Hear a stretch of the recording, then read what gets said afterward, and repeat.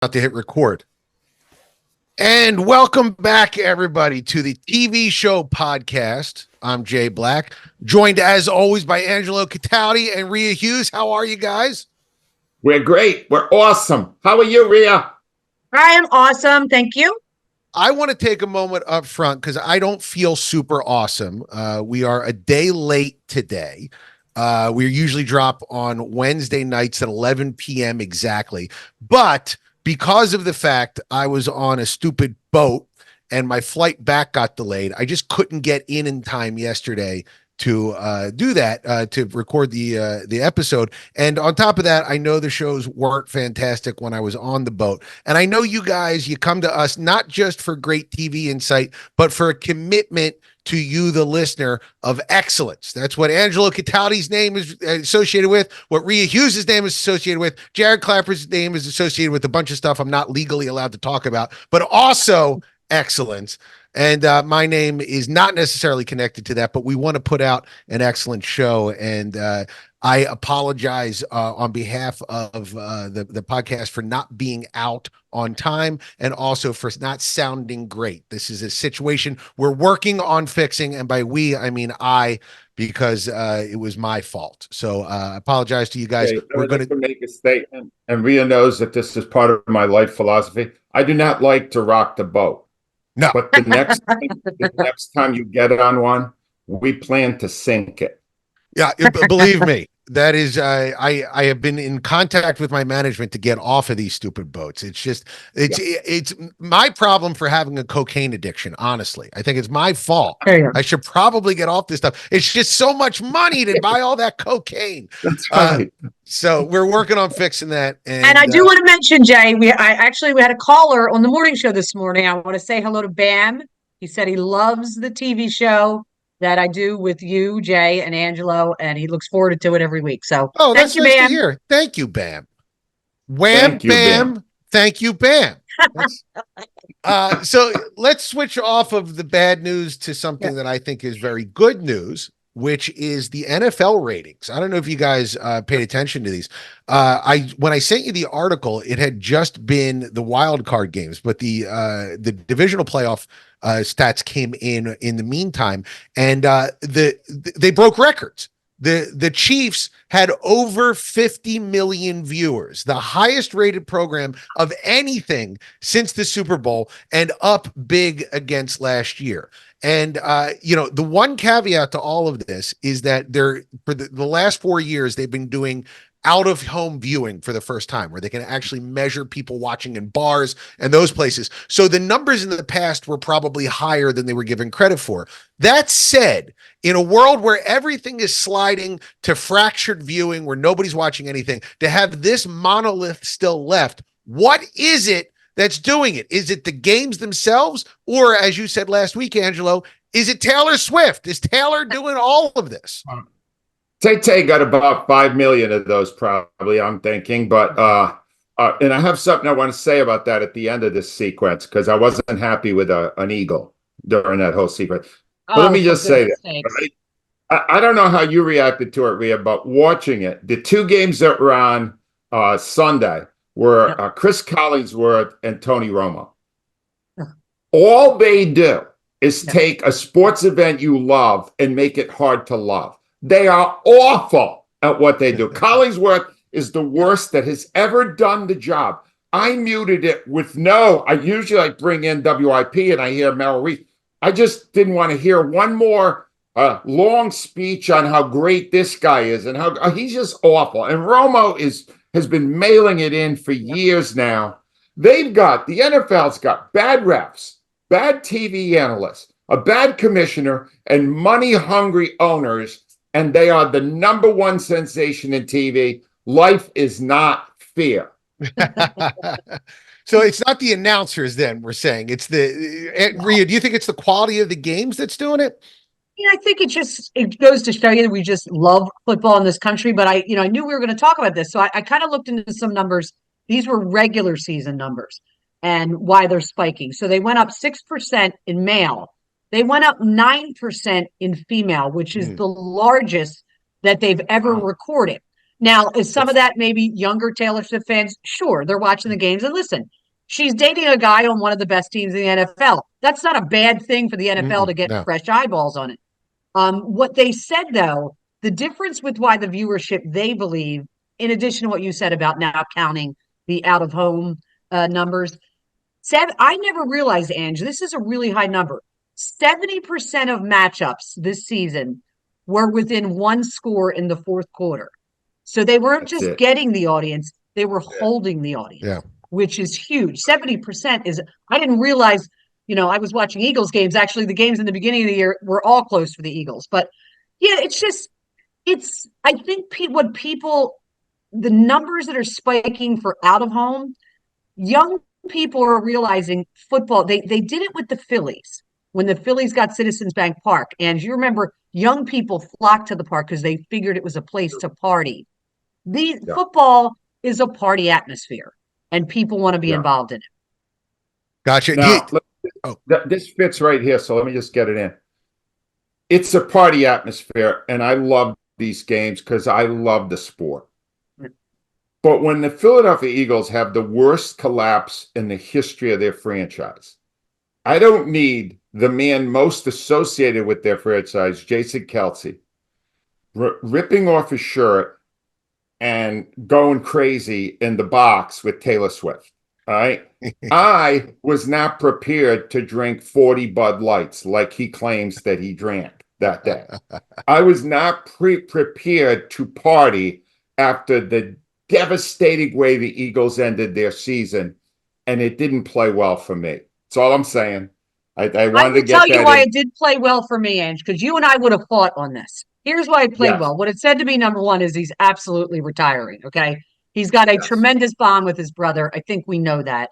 And if anybody has earned the right after the way this dog season ended, to let loose, because that's a guy who still played hard every game, is Jason Kelce. He did. I had no problem with it. He helped bring us a championship. He was the guy every week saying, we got to play, we got to do this. His play was up there. I was just hanging out with his brother and having fun. You don't know how to have fun, Ange. That's your problem. That's very much the truth. And Rhea, even after they won the Super Bowl, I did not remove my shirt. We thank you. Yes, that was actually a request by the governor, Yes. if I remember correctly. Rhea, just one last point before we move on. Do you think this spike in women watching, because the NFL has made a huge push to get rid of, we talked about this on the old radio show all the time about, the fact that there were a lot of abusers in the NFL, that there was a lot of, let's say toxic masculinity. I mean, it's a sport that requires a lot of testosterone, maybe not so much toxicity. And there was a push from the league to eliminate that. Do you think that helps with women viewing? Or, there hasn't been a scandal that I can remember recently about, them being awful to women in the last few years. There hasn't been. I think one thing that also helped it, and I'm going to bring it back to Jason Kelce. Jason Kelce's documentary, I believe, was one of Netflix's most watched documentary of all time. So it could be, people are watching that because it was also, it was a story, about a guy, a very compelling guy with his family and his kids. Yeah. And, I just think, people are hanging out with each other. My son's got a girlfriend now, and Angelo, you're going to love this. He goes, I got to teach her about football. And I'm like, what do you know about football? And he goes, well, I've gotten it by osmosis from being your son. So, I think just more women want to get involved because it is a fun sport to watch. It is. It very much is. Now we were talking, let's move from one aspect of terrible male behavior to another, the movie Saltburn, which Angelo emailed me about in a furor. Not a furor, a furor. My son went to go see Saltburn, and he told me a lot about it. Angela, do you want to give your take on this, and then we could talk about the subject here? And I am livid about it because it is nominated for Best Picture. Right? It's insane. And this thing is one of the worst pieces of garbage I've ever seen in my life. And here's what's going on now in the world of entertainment. The younger people who are involved in projects somehow equating grotesque behavior with creativity. So they're all trying to top each other. We talked a couple of months ago about Pete Davidson in the first scene in Bupkis, right? And how disgusting and gross that was. Let me just reference to you a couple of things. And I was told to watch this while I was getting a haircut last week by my own sister-in-law. And she and I are going to have a talk, all right? Because this thing was garbage, all right? There's a guy who really likes this other guy. It's not sexual so much. It's just a weird thing. And they're away at school at Oxford. And the guy takes a bath. And when he leaves the bathtub, the other guy sneaks in and drinks the bath water. Now, understand something. Ugh. I have not told you the worst part of it, and I won't. All right. He told me on the phone last night, Jay, and I'm never going to recover from it. No, it is beyond awful, and that is not even the most disgusting scene in the whole movie. All right. You're kidding. This is not creative. Critics like this now, Jay. I want you to explain to me why. The more disgusting these things are, the more the critics say how creative they are and how brilliant they are. How is this smart? How is this compelling storytelling? Explain this to me. So I think, well, the first thing I want to say is that what's shocking to me is that Gen Z is against sex scenes. They don't like sex scenes. I think we talked about this on the show. But they're all right with bathwater drinking scenes, which it's odd to me because a tastefully done sex scene, nobody's complaining about that. There's nothing bad about that. Drinking bathwater, and you were going down the list. We had Pete Davidson. I also think of Nathan Fielder showing his micro penis in the 8 minutes into awful that TV show, The Curse. I do think that there has always been, and I think it might be more mainstream now because so much of it can be seen easily, a feeling that anything that's transgressive must be somehow smart because you're going against. When you say can be seen easily, you're talking about social media, you're talking about the internet. Well, with streaming, yeah. So right? They've loaded about now pretty much anything you want to do, you can do now. What I'm thinking of is like Andy Warhol did some weird stuff in his films, but the only way you could see an Andy Warhol movie was to go to the factory and watch it in New York City. So I think that there has always been, not to say that I think Andy Warhol's a great filmmaker because his stuff is a snooze fest. Literally, he filmed a guy sleeping for 8 hours. What I'm saying is that these sort of artistic flourishes that I think are rather pretentious and not very interesting and are in bad taste used to be just in one spot. It used to be New York City, Los Angeles, the avant-garde that you had to go out and seek and find. Now you can just hit play on a streamer and watch it. So I think it's an older idea that has been made new by the fact that you can access it easily. That's my. And here, I'll say this about Gen Z because here Angelo and I were on the phone talking about Saltburn, and Clark heard me, and he goes, "That is the worst movie I've ever seen." But Jay, it's funny that you talk about that, the avant-garde point. His friend, one of his friends who's female, goes to a performing arts school. She and her girlfriends loved it and told Clark to watch it. And he's like, I'm not going to work. Now that I know what he saw, because Angelo told me, I'm horrified. But it was interesting to me. He's a kid, a guy, and 14-year-olds, you have a teenager. Sure. They love gross humor. He hated it. But the girls who were at the performing arts school loved it. Right. And I do think one last thing, Angelo. Those girls. Don't go near those girls anymore, Clark. Stop. And I want to ask you, Jay, you have a son. How old is your son? 16. Does it worry you? Did he watch this? It doesn't, because he came back and said it was pretty messed up. So if he had come back and said, "Hey, Dad, we need a bigger bathtub," I would be very upset. The last thing I would say about it too is, we've talked about how difficult it is for people to get talking about a project. And I do wonder, in a world where there is 900 movies and TV shows released every week, if you have somebody drinking bathwater, everyone goes, "Did you see that thing with the bathwater?" They go, "What are you talking about?" We're talking about it in a way that there is a lot of mediocre stuff that maybe isn't as offensive, but isn't getting any eyeballs on it because nobody's talking about it. So that might be the other. Well, let's talk about something the whole world likes to Yes. talk about. Rhea Hughes and her British and teen segment. I just got back from England, so I'm kind of an expert now. Oh, Rhea, of course you I are. spent 48 hours in London, so I know what I'm I was talking about. Love. I was jealous. Okay, so here's what we got. Now I'm super excited about this because this has been a show that's been on over in England this first season, but it just debuted US streaming on BritBox via Prime. It's called Blue Lights. 91% by both critics and audience. So it comes very highly recommended from everybody. Story is basically three rookie police officers in Belfast. So it's actually an Irish TV show. There are two women and one male. The one woman is a 40-year-old who was a social worker. There's this other younger female cop. I'm telling you, she's a dead ringer for Keira Knightley. I didn't think I was going to like her in her first scene. She's now like my favorite person. She's very compelling. What I didn't know about police officers in Belfast, and this is on me, they are hated by most of the people, who are not police officers. They call them peelers.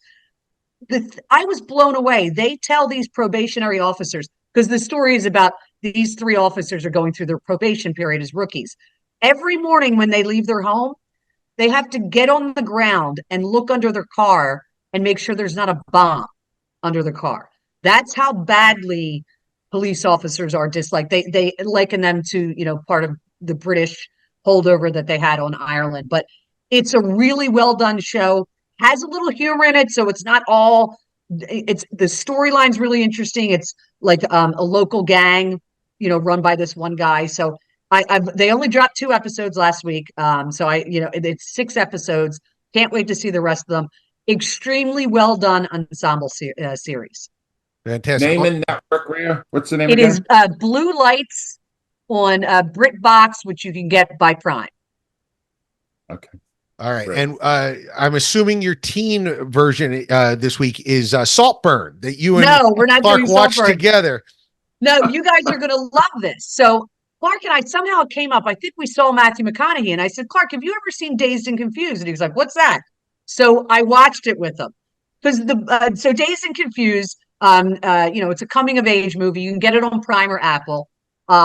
It's basically the kind of what it's around is a kid who's graduating 8th grade and going into high school, and the high schoolers who are going from junior year to senior year, how they initiate the 8th graders, and it involves beating the crap out of the boys and humiliating the girls.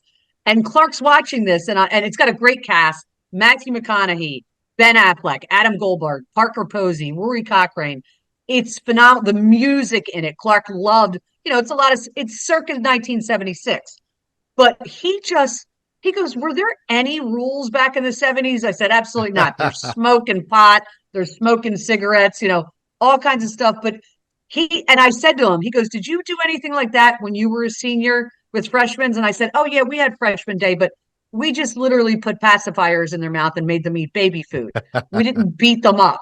So, and I said to him at the end, I said, "Who was your favorite character?" And he said, "I love them all." So he really loved Dazed and Confused. If I could give you a follow-up movie, I don't know if you've ever seen it. Same director, same writer, is Everybody Wants Some.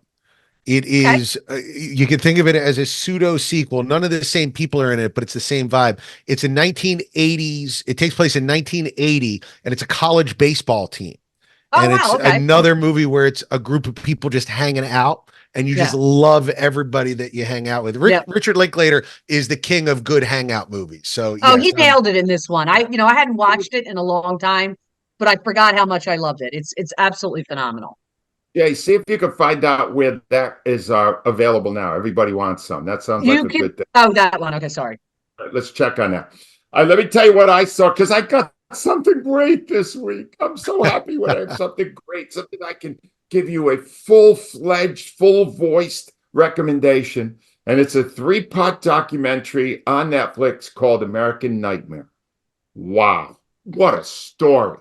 It is, Rhea, especially for you. I know your father was a cop. I know you watch so much cop stuff. Mm-hmm. This is a completely true story about a woman who was abducted in the middle of the night and kidnapped. And when they brought the husband in, they always assume it's the husband, and Of they thought course. she was dead. And the interrogation they show you, and then they show you what happens when she resurfaces, and how the cops still don't believe anyone, and it's got to be something to do with the husband, because otherwise, why would this not be these cops are so lazy and so narrow-minded in their focus that they just can't get it right.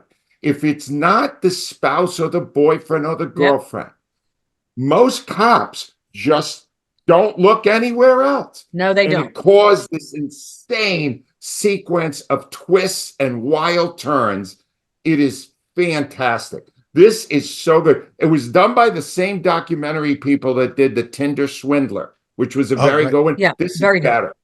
better. 2 hours and 15 minutes of phenomenal documentary entertainment on Netflix, American Nightmare. All right. Very nice. And just so you know, you can get Everybody Wants Some only on Pluto TV for free, but it's available for rent on every other network. Yeah. So if you want to spend $2.99, you can get it on Apple, but if you want to watch it for free, it's on Pluto TV. And then real quick, you had an email, or you forwarded me an email from a guy who recommended Guilt. That is what I'm going to watch this weekend, and I will review it. So I want to, I have one other thing too, Rhea. I want to apologize to you because I'm trying to stay off your turf, British television. But I'm telling you, I keep bumping into it. They apparently there's a show coming out that I watched the first episode of, Woman in the Wall. Yes, right? I'm looking forward to it. Wilson, produced by the BBC. It's really good too. I saw the first episode. It looks great. And then there's another one, Jay. Funny Woman. Did you hear about this? No. It's about a British stand-up comic woman, and it looks phenomenal. They're actually showing it on PBS right now on Sunday nights, and I'm going to catch up on it because it's basically the inner workings of a stand-up comedy for a woman and what it's like to be in that world, and that's also completely and totally British. Rhea, I said this to Angelo. Yeah. Jay, I said to him, the British and overseas never stopped making shows. Right. So we're having a dearth of shows from America because of the strike. But there's every week new stuff comes out, and that my genre is mystery and stuff like that. But Angelo's right. I do watch comedies and stuff like that when I find a really good one, I review it. But there's so much great content that comes out every day from Acorn and BritBox and all that. Well, now that I'm a British expert as well, I concur, Rhea. Yes. And I apologized up at the top of the show about being away. The one good thing about being away is I got to test out a lot of apps, and I just wanted to give my review of all of the apps that you could, because I have every streamer you could possibly have. I downloaded stuff on every streamer to watch while I was gone, and here is my overarching review of all of them. There are 3 good ones, and the rest suck. The 3 good ones are Apple TV Plus, very good. Netflix, rock solid. And for as much crap as I give David Zaslav, Max works very well. The rest of them, Paramount Plus, you suck. Peacock, I downloaded all of Ted to watch, could not watch it while I was away because it kept saying you're not connected to the internet. I was like, I know, that's why I downloaded it. Could not watch it. Paramount Plus kept crashing. Amazon Prime does not tell you when your stuff is downloaded. So you queue up a whole bunch of stuff and then you go to look at it. Not there. They all are terrible. Apple is great. Netflix is great. And Max, you can download up to 100 different things. It was all there and worked fine, which is why I watched 2 seasons of Entourage, despite the fact I didn't like it, but I watched it all again anyway. So if you're going away, download everything on Netflix. You'll be fine. Angelo, what did we cover this week? By the way, since you're just mentioning that, this is what you should have done, because I'm now entering the final season of West Wing. I have binged Seinfeld. I have binged Sopranos. I have binged Breaking Bad. I have binged Succession. The best binge I have ever had is West Wing. Wow. It folds together so brilliantly. that you just have to keep watching the next episode. The best binge I've ever had is West Wing. Just saying right now, check it out. It's great. There is an argument that the network shows of the late 90s, early 2000s, when they had the budget of a network, but they were trying to compete with the cable companies, and they would get a guy and they would throw all that money and prestige behind it. There's an argument that those are kind of uncovered gems right now, that we go back and check all those out. They were probably a lot better than we remember. I'm looking for others like that. All right, let me go over what it is. Saltburn, I will not tell you where you could see it because you should not see it. And above all, do not let your children see it. It is disgusting and horrible. Yes. Dazed and Confused is available on Prime and Apple TV. Blue Lights, the English show that Rhea recommends, is on Prime. The Woman in the Wall, by the way, I've just seen one episode. That's on, I think that's on Max. I may be wrong on that. I also want to mention that The West Wing is available on Max if you want to check it out. And Everybody Wants Some. I've never used this one before. It's on Pluto TV. And if you're out there going on the road the way Jay did, the best apps for you are Apple, Netflix, and Max. All the other ones suck. Angelo, The Woman in the Wall is on Amazon Prime, Showtime, Sling, Paramount, and Pluto. It's really good. Thank you, Rhea. Thank you. And guys, thank you. I'll be years later, Jay. All these years, whenever I'm screwed something up, Rhea's still there again and right to my rescue. She is your safety net. She really is. Always has been. And we want to thank you for sticking with us. Sorry about the hiccups the last few weeks, guys. We are on it. We will make that never happen again. And I want to say thank you to Angelo and Rhea for joining me. I want to say thanks to Jared Clapper for doing all our producing. Thank you for listening. Rate, review us, tell a friend, and we'll see you next week.